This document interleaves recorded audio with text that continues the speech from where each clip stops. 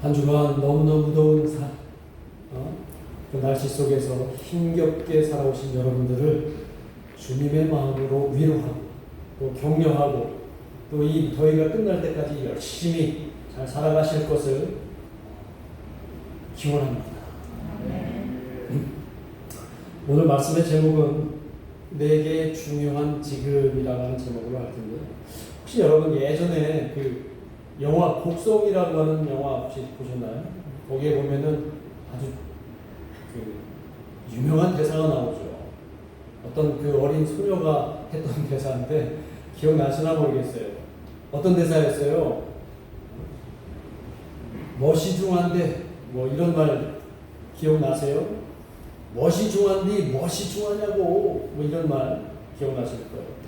아마 그 단어가 우리에게 굉장히 임팩트 있게 와닿는 것은 중요한 건 따로 있다는 거죠. 중요한 거는 따로 있고 그 중요한 거는 우리에게 어떤 것인가 항상 선택의 기준이 될 수 있다는 것을 그 영화에서 그 대사가 우리에게 알려주는 것 같습니다. 오늘 본문의 내용이 바로 멋이 중한디 멋이 중하냐고, 이 말투가, 이 대사가 이 본문에 담겨 있는 것은 아닌가 생각이 됩니다. 오늘 본문에 있는 내용으로 들어가면 그 배경으로는 6월절이 이제 엿새가 남은 시점입니다. 자, 6월절이 엿새가 남았다는 것은 예수님이 이제 사실날도 얼마 남지 않았다라는 것을 알려주는 거죠. 예수님의 죽음이 임박하는 겁니다. 예수님은 6월절 전에 죽으셔야 돼요. 그게 예수님의 운명이에요. 예수님이 죽어야 복음이 완성이 됩니다. 예수님이 죽으셔야 온 세상이 새롭게 변합니다. 바로 그런 시점에 있는 거예요. 그래서 예수님은 제자들과 함께 소중한 시간을 6월절 엿새 전에 보내고 있는 배경이 바로 오늘 본문의 내용입니다. 예수님은 초청을 받았어요. 예루살렘에서 약 2km 떨어져 있는 작은 동네 베다니로 예수님이 초청을 받았어요. 그곳에는 누가 사냐면 예수님이 얼마 전에 죽었던 나사로를 살렸던 그 나사로 가족이 바로 그 작은 마을 베다니에 살고 있었어요. 생각해보세요. 죽었다가 다시 살아났으니 얼마나 기쁘겠어요. 그렇죠? 그리고 그 죽었던 자신들의 오라버니 나사로를 살려주신 예수님이 얼마나 감사하겠어요. 예수님과 이 가족의 관계는 요한복음에 읽다 보면 아주 특별한 관계 같아요. 서로들 너무나 사랑하는 관계로 묘사가 됩니다. 예수님도 그 나사로 가족의 잔치 초청에 기꺼이 응하셔서 지금 바로 그 예루살렘 근처에 있는 베다니 나사로의 집에 가셨습니다. 그 잔치에 들어갔더니 완전히 풍악이 울리고 기뻐서 어쩔 줄을 몰라 합니다. 아마 그 잔치의 의미는 뭐냐면 죽었다가 다시 살아난 생명, 그것에 대한 기쁨일 거고, 잃어버렸다가 다시 찾아온 그 생명, 그래서 아마 잔치가 그들에게는 당연하게 여겨집니다. 누가복음 15장에 보면 돌아온 탕자 비유가 있죠. 그때 이 탕자가 거짓골로 집에 돌아오자 아버지가 그 거짓골로 돌아온 탕자를 꼭 끌어안으면서 이런 말을 그 탕자에게 말합니다. 내 아들이 죽었다가 다시 살았노라. 내 아들이 다시 죽었다가 살아왔노라. 잃었다가 다시 얻었으니 내가 기쁘고 잔치를 열미 당연하지 않겠느냐, 이렇게 그 탕자의 아버지가 말씀하시죠. 마찬가지로 잃었던 생명을 다시 얻는 기쁨은 우리에게 가장 큰 기쁨인 것이죠. 저와 여러분은 이 세상에서 죄인으로 죽어있던 우리가 예수님을 만나서 다시 새 생명을 얻은 이 기쁨이야말로 가장 큰 기쁨이 아니겠어요? 그래서 마땅히 우리는 잔치를 열어야 합니다. 매주 여러분이 이 자리에 오시는 오늘 이 순간도 바로 그 잔치가 열려있는 거예요. 잃어버렸다가 다시 찾은 여러분의 영혼들이 함께 모여있는 이 잔치상, 그것이 바로 오늘 저와 여러분이 드리는 예배인 것을 기억하시기를 바랍니다. 다시 살아난 나사로, 그리고 이제 유월절 전에 돌아가셔야 되는 예수님이 한 공간에 있는 거예요. 다시 살아난 나사로, 이제 죽음이 임박한 예수님이 한 공간에 있어. 본문의 내용 보니까 나사로의 누이 마르다는 이 잔치 때문에 분주하게 막 움직이고 있어요. 그리고 이 나사로는 그 잔치객들과 함께 그 틈에 끼어서 그 잔치의 흥을 같이 즐기고 있습니다. 잔치집에는 당연히 흥이 있어야 되잖아요. 그 흥이 최고조로 달하고 있을 때 갑자기 저쪽에서 누군가 예수님께 조용히 다가옵니다. 바로 마르다의 여동생 나사로의 누이 마리아가 손에 큰 항아리를 들고, 그리고 예수님 발 앞에 조그려 앉더니 그 항아리를 열고 그 항아리에 있는 액체를 예수님 발에 쏟아붓기 시작하는 거예요. 갑자기 이 돌발적인 상황에 잔치에 참여하고 있는 잔치객들이 눈이 다들 휘둥그레져서, 아니 저 마리아가 무슨 일을 하려는 건가, 가마 그런 생각들이 있었을 거예요. 이 마리아는 조금도 주저하지 않고 그 항아리를 열어서 그냥 예수님 발에다가 쏟아붓는 거예요. 순간 그 잔치집 안에서는 다들 입이 떡하니 벌어집니다. 왜냐하면 그 항아리에서 쏟아져 나온 액체가 뿜어내는 향이 너무나 기막힌, 너무나 강력한 향기였기 때문이죠. 그 향기는 누구라도 맡으면 저 향기는 저 히말라야 산에서만 자라는 나드라고 하는 그 식물의 뿌리에서 추출해서 기름으로 짜서 만든 향유, 그 향유인 것을 단번에 알 수 있다는 거죠. 바로 나드 향유입니다. 그리고서 웅성내기 시작을 합니다. 원래 저 비싼 향유를 저 마리아가 왜 저런가? 왜 쓸데없이 예수님 발에다 저 비싼 나드 향유를 붓느냐? 저 어떻게 된 거 아니요? 이렇게 웅성웅성거리기 시작을 합니다. 그러고 있는 찰나에 갑자기 누군가 이 광경을 유심히 지켜보다가 나서기 시작을 합니다. 바로 예수님 일행 공동체, 예수 공동체의 동괴를, 그러니까 재정을 맡고 있는 가룟 유다가 그 광경을 지켜보다가 나서서 이렇게 큰 소리로 이야기를 해요. 그 이야기는 바로 7절에 있는 말씀이죠. 그는 마리아의 그 행동이 이해할 수가 없었어요. 재정을 맡고 있는 사람들이 아무래도 남들보다 셈이 좀 강하거나 계산 능력이 뛰어났기 때문에 주로 그렇게 맡기잖아요. 그리고 아마 예수님이 특별히 그 가룟 유다를 신망했을 겁니다. 아무한테나 그 동계를 맡기지는 않잖아요. 그래서 그런 능력 있는 가룟 유다가 딱 보기에 마르다의 행위는 상식적으로 납득이 가지 않는다는 걸 그가 느껴서 그렇게 나왔습니다. 그가 그 짧은 순간에 계산을 하기 시작합니다. 저거는 나드 향유의 한 근 정도의 양이다. 한 근이면 몇 그램이에요? 600g 정도 되죠. 600g이면 굉장히 많은 양입니다. 이 가룟 유다는 바로 계산을 하기 시작을 합니다. 나드 한 근 정도, 600g 정도의 양이면 한 300데나리온의 가치가 되겠구나. 300데나리온. 이 300데나리온이라고 하는 돈의 그 가치가 어느 정도 되냐면, 당시에 1일 노동자가 하루 품삯으로 받는 돈이 1데나리온이에요. 1데나리온. 그럼 300데나리온이면 어느 정도 액수가 될까요? 보통 요즘으로 말하면 1년치 연봉 정도 될 거 아니에요. 그죠? 그러니까 하루 품삯, 요즘 그 육체노동하면 하루 품삯 최하 아마 10만 원이라고 치면 300데나리온이면 어느 정도 액수입니까? 요즘 돈으로 치면 3천만 원 정도 되는.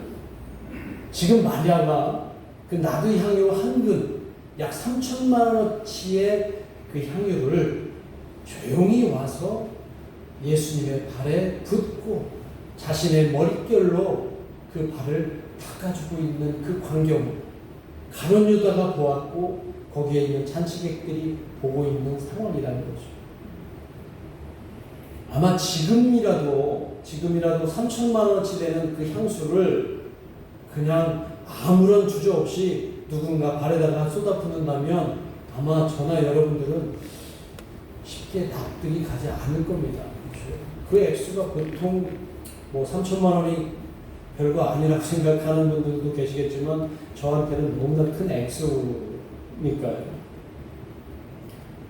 이 가룟 유다가 지금 그 여인에 대해서 뭔가 납득이 가지 않고 뭔가 비판적으로 바라보고 있는 겁니다. 그렇다면 가룟 유다의 이 행위가, 가룟 유다가 지금 보여주고 있는 이 행태가 마리아가 예수님께 정성껏 섬기고 있는 그 행위에 대해서 질타하는 걸까요? 그렇지는 않은 것 같아요. 그렇죠. 왜냐하면 예수님을 3년 전부터 열심히 따라다녔던 제자들은 예수님을 너무 존경했습니다. 예수님은 이 땅을 구원할, 이 세상을 구원할 그리스도라고 믿고 그들은 따라가고 있었습니다. 가룟 유다 역시 마리아가 예수님께 향유를 정성껏 드리는 것, 그 행위 자체를 뭐라고 하는 것은 아니라고 저는 생각이 돼요. 물론 가룟 유다가 워낙 악마화돼서 가룟 유다가 못된 사람으로 돼서 그렇게 했지만 적어도 이 상황만큼은 가룟 유다도 마리아의 행위에 대해서 그냥 맹목적으로 비판하고 있지는 않을 거라고 생각을 합니다. 이 마리아가 지금 이렇게 비판하고 나서는 것은 더 나은 선택에 대한 그런 생각을 하고 있는 거예요.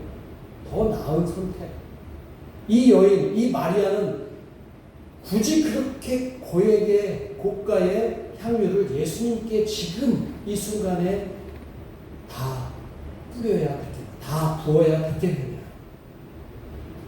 예수님을 섬기는 건 너무 좋은 일인데 지금 그녀가 한 행위는 과유불급이다. 지나치다. 너무 지나쳐서 그 마리아의 행위의 적절성을 가지고 지금 가룟 유다는 문제를 삼는 것 같습니다. 왜 하필 고가의 향유를 그렇게 의미 없게 소비하느냐. 그보다는 차라리 다른 방법으로 예수님께 훨씬 더 예수님을 섬기거나 기분 좋게 해드릴 수 있는 방법이 없느냐. 한번 예수님한테 버린 그 향유는 어떻게 주워 담을 수 있어요? 없어요? 주워 담을 수 없잖아요. 그러면 한 번 버려서 그 3천만 원 가치에 되는 향유는 버리게 되는 거죠. 예수 공동체의 살림을 맡아온 이 가룟 유다로서 충분히 가능한 생각이 아닌가 저는 그렇게 생각을 해봅니다.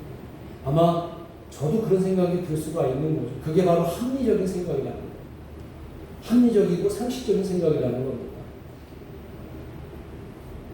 그래서 이런 유다를 돈밖에 모르는 아주 그냥 사탄에 넘어간 그런 나쁜 치안으로 이렇게 세속적인 나쁜 사람으로 우리는 그동안 비판해 왔지만 이 상황만큼은 유다의 생각도, 가룟 유다의 생각도 어느 정도 이해가 되지 않나, 이렇게 되지는 않을까요? 그런데요, 오늘 본문이 말하고자 하는 요지는 따로 있어요. 바로 선택의 기준에 대한 얘기예요. 무엇을 선택할 것인가, 이런 문제가 아니라 그 선택을 하게 된다면 무엇을 기준으로 할 것인가. 오늘 본문은 우리에게 그것을 알려주고 있는 겁니다. 우리가 어떤 상황에 놓여 있을 때 우리는 어떤 기준으로 그것을 선택할 것인가. 우리의 선택 기준은 무엇인가? 우리의 삶의 진정한 가치는 무엇이고 우리는 무엇을 중요하게 여기면서 그 가치를 추구해야 될 것인가? 특히 신앙인으로서, 그리스도인으로서 우리는 어떤 기준에 의해서 선택하며 살아갈 것인가? 그것을 오늘 본문이 우리에게 보여주는 것입니다. 자, 가룟 유다는 마리아가 보여준 그 행동에 대해서 이렇게 얘기를 했어요. 차라리 그 비싼 향유를 팔아서 그 돈으로 가난한 사람들을 더 많이 구제하는 것이 훨씬 좋았을 텐데, 그 고가의 향유를 팔아서 우리 주변에 있는 예수님이 그토록 사랑하고 그토록 긍휼히 여기는 가난한 사람들을 구제하는 그런 돈으로 사용했으면 훨씬 더 좋았을 것을 이렇게 안타까워하고 있는 겁니다. 자, 이 가룟 유다의 생각을 조금 더 깊이 들어가면 다소 그의 생각은 비용과 효율에 관한 그런 생각을 하고 있는 거예요. 이 비용을 들여서 이만큼의 효율을 굳이 내는 것이 더 좋지 않겠느냐라고 하는 어쩌면 오늘날의 경제학적인 마인드라는 거예요. 경제학에 보면은 이런 용어가 나와요. 기회비용이라는 용어가 혹시 들어보셨나요? 기회비용. 그러니까 A와 B가 있는데 A를 선택하지 않고 B를 선택했을 때 이 B를 선택했을 때 얻는 이득이 A를 포기했을 때 드는 그 비용보다 훨씬 크면 A를 포기하고 B를 선택하는 그런 것들이 바로 기회비용이라고 하는 거예요. 그러니까 여기는 순전히나 비용과 효율을 가지고 판단하고 선택한다는 거죠. 자, 이런 기회비용을 오늘날 우리는 너무나 잘하고 살아가고 있어요. 여러분들도 그렇지 않습니까? 모든 판단의 기준이 어떤 거예요? 이익입니다. 이익, 효율, 유익 이런 것들이 오늘날 우리가 살아가는 이 일상생활에서의 판단 기준이 되는 거예요. 이익이 있으면 중요하고 이익이 없으면 중요하지 않아요. 그런데 오늘 본문은 지금 너에게 중요한 것이 판단의 기준이라고 얘기해요. 예수님을 섬기기 위해서 그 비싼 고가의 향유를 발에 붓는 것보다 차라리 가난한 사람을 돕는 것이 이 가룟 유다 생각에서는 예수님이 평소에 사역하시는 그 사역의 내용을 보더라도 훨씬 더 효율적이라는 거죠. 훨씬 더 낫다라는 거죠. 그래서 이 가룟 유다는 굉장히 합리적인 사람이에요. 그리고 굉장히 똑똑한 사람이에요. 셈이 분명한 사람입니다. 저는 이 가룟 유다의 이 생각에 일견 타당하다고 생각도 들었었어요. 아마 이런 똑똑함이나 그의 셈이 빠른 것을 보고 제자들, 특히 이 요한복음을 기록한 이 기자는 좀 셈이 났나 봐요. 6절에 보면 이 가룟 유다를 굉장히 심하게 비난하는 내용이 나옵니다. 어쨌든 우리도 사실 유다와 비슷한 생각을 하며 살아가는 것이 솔직한 모습이라는 거예요. 내게 조금 더 유익이 있는 것을 주로 선택하며 살아가고 있다는 거예요. 그래서 매사 우리는 뭐를 두드려요? 계산기를 두드립니다. 저것이 나에게 이익이 될까 안 될까? 저 사람이 나에게 도움이 될까 안 될까? 교회를 나가는 것이 나에게 도움이 될까 안 될까? 심지어 신앙생활에서도 그렇게 계산적이거나 그렇게 이해관계를 따지는 경우가 많다는 것입니다. 내게 도움이 되면 하고 내게 도움이 되지 않으면 외면하는 것이 오늘 우리의 모습이라는 거예요. 그래서 선택의 기준이 중요한 게 아니라 나의 유익이나 나의 이익이 될 때가 나타나는 겁니다. 그런데 이런 상황을 조용히 침묵하며 지켜보시던 예수님께서 그곳에 잔치 공간에 모여있는 모든 사람들, 특히 가룟 유다에게 이렇게 말씀하십니다. 7절에 있는 말씀인데요. 제발 그녀를 내버려 두어라. 이 말씀은 굉장히 의미가 있습니다. 제발 그녀를 내버려 둬라. 그녀가 그냥 하고 싶은 대로 내버려 둬라. 이런 말씀입니다. 가룟 유다는 자신이 원하는 대답을 하실 것으로 기대하고 있었겠지만 예수님은 그냥 내버려 둬라. 이 여인이 하는 것은, 이 여인의 생각은 지금 자신이 하는 일이 가장 중요하고 가장 귀한 일이라고 믿고 있기 때문에 그냥 내버려 둬라. 이런 얘기예요. 마리아의 지금 머릿속에 온통 들어가 있는 생각은 어떤 생각일까요? 예수님의 죽음뿐입니다. 예수님의 죽음뿐입니다. 이제 엿새 후 6월절 되기 전에 예수님은 죽으실 뿐이잖아요. 다른 사람들은 지금 흥이 넘쳐서 잔치에서 서로 즐겁게 보내고 있는데 이 마리아는 온통 머릿속에 예수님의 죽음밖에 없어요. 이 순간을 내가 놓치면, 이 순간을 내가 그냥 잔치상의 흐름에 그냥 내 몸을 맡기면 나는 이 중요한 순간을 놓치게 되고 내가 예수님께 선택할 수 있는 기회가 사라질 뿐이라는 것이죠. 지금 이 순간이 그녀에게는 가장 중요한 때이고 그녀는 이 행위가 그녀의 선택에 있어서 가장 중요한 행위라는 것이죠. 너무나 사랑하는 예수님과 마지막 순간이 될 바로 지금 이 순간이 그녀에게는 너무나 소중하고 중요한 거죠. 그래서 예수님은 그녀 마음을 알아채리시고 그녀를 가만히 내버려 두라고 말씀하시는 거예요. 아마 예수님도 아시죠. 나드 향유가 얼마나 비싼 향유인지 왜 모르셨겠어요. 그리고 자신의 다리에 붓는 행위가 얼마나 이게 말도 안 되는 것이라는 걸 예수님도 왜 모르셨겠어요. 분명히 아셨을 거라고 생각을 합니다. 가룟 유다 말대로 차라리 이 향유를 팔아서 가난한 이들을 구제하는 데 사용했으면 훨씬 더 나은 사역이 될 수 있을 것이라는 걸 왜 예수님이 모르셨을까? 그런데 지금 중요한 것, 예수님에게 있어서 지금 중요한 것은 바로 그녀의 선택이다. 그녀가 지금 몰입하고 있는 그 선택. 나중이 아니고 지금 이 순간 예수님을 사모하는, 예수님을 사랑하는 그 마음이 중요하다는 것을 예수님이 아셨던 거예요. 그래서 8절에서 예수님께서 이렇게 말씀하십니다. 가난한 이들은 항상 너희와 함께 있지 않느냐.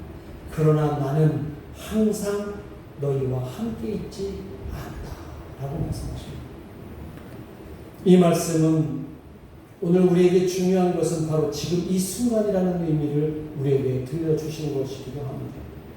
나중이 아니라 바로 지금 이 순간 우리는 예수님을 사랑하는 일이 가장 중요하다는 것을 오늘 이 말씀으로 알려주시는 거예요.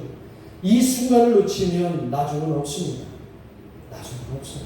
그래서 오늘 하루, 지금 이 순간 우리가 예수님 앞에 온전히 살아가고 예수님을 사랑하는 일이 가장 큰 중요한 일인 것이죠. 그래서 예수님께서 그렇게 말씀하셨나 봅니다. 마태복음 6장 34절에 보면 이렇게 말씀하십니다. 같이 한번 읽어보겠습니다. 시작. 염려하지 마. 내일 일은 내일이 염려하게 할 것이요 한나의 자유는 그날로 족하라. 내일 일을 염려하지 마. 오늘 이 순간 예수님 사랑하는 일, 여러분이 가장 중요하다고 여기는 것에 선택해서 그것에 여러분들의 삶을 올인하시기를 주님의 이름으로 축원합니다. 그런 삶으로 사십시오. 나중으로 미루지 말고 오늘 지금 이 순간 누구보다도 행복하고 누구보다도 가장 사랑하며 예수님 앞에 온전히 여러분들의 마음을 보여드리는 삶이 되시기를 축원합니다. 기도하겠습니다. 우리 이 시간 함께 합심해서 기도하겠습니다. 여러분에게 있어서 중요한 것, 또 여러분에게 있어서 선택의 기준이 무엇인지, 예수님이 항상 우리 선택의 기준에 중심에 있는 건 아니고 나의 유익이나 나의 이익, 어떤 효율성, 아니면 어떤 세상적 가치, 이런 것들이 나의 선택의 기준이 되지는 않았는데 나의 선택의 기준은 바로 중요한 것, 그것이 지금 이 순간 예수님을 사랑하는 것, 이것이 되기를 간절히 바라여서 이 시간 하나님 앞에 기도하기를 바랍니다. 함께 기도하겠습니다. 하나님 아버지, 오늘 우리에게 들려주신